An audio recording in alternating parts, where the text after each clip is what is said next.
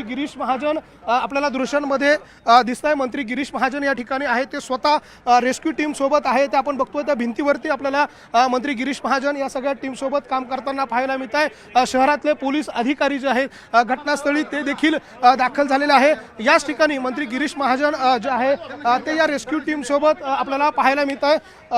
नाशिकच्या वनविहार परिसर अर्थात महात्मा नगरचा हा सगळा परिसर आहे आणि महात्मा नगरच्या या परिसरामध्ये हा बिबट्या जो आहे तो अडकलेला आहे। आणि आपण पुन्हा एकदा ही सगळी दृश्य बघतोय। स्वतः मंत्री त्या ठिकाणी आहे आणि ते या बिबट्याचा शोध घेत आहे। या परिसरामध्ये हा गार्डनचा एरिया आहे, कॉलनीचा एरिया आहे आणि या गार्डनच्या आणि कॉलनीच्या एरियामध्ये हा बिबट्या जो आहे तो आतमध्ये घुसलेला होता आणि त्या बिबट्याला पकडण्याचं रेस्क्यू करण्याचं जे काम आहे ते या ठिकाणी सुरू आहे आणि त्याची ही सगळी दृश्य बघतोय।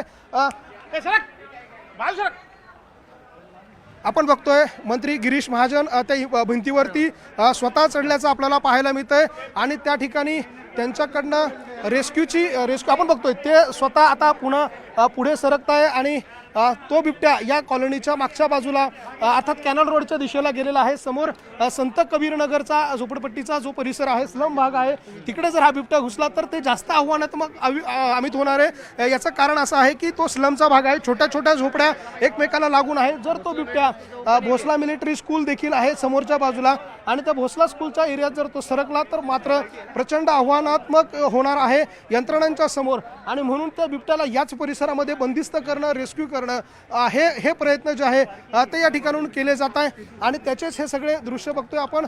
सगळीच टीम जी आहे ती या ठिकाणी दाखल झालेली आहे। संपूर्ण जंगलाचा परिसर आहे आणि संपूर्ण उद्यानांचा परिसर आहे आणि कॅनलचा परिसर आहे आणि याच परिसरातून हा बिबट्या पुढे सरकला असावा आणि त्यामुळे आता अशा पद्धतीनं पोलीस जे आहेत ते नागरिकांना देखील आतमध्ये जाऊ देत नाहीये, थांबवलं जात आहे। मात्र या सगळ्या रेस्क्यूच्या दरम्यान पोलिसांकडनं प्रयत्न केले जात आहे, वन विभागाच्या अधिकाऱ्यांकडनं प्रयत्न केले जात आहे की बिबट्याला रेस्क्यू करणं महत्त्वाचं आहे।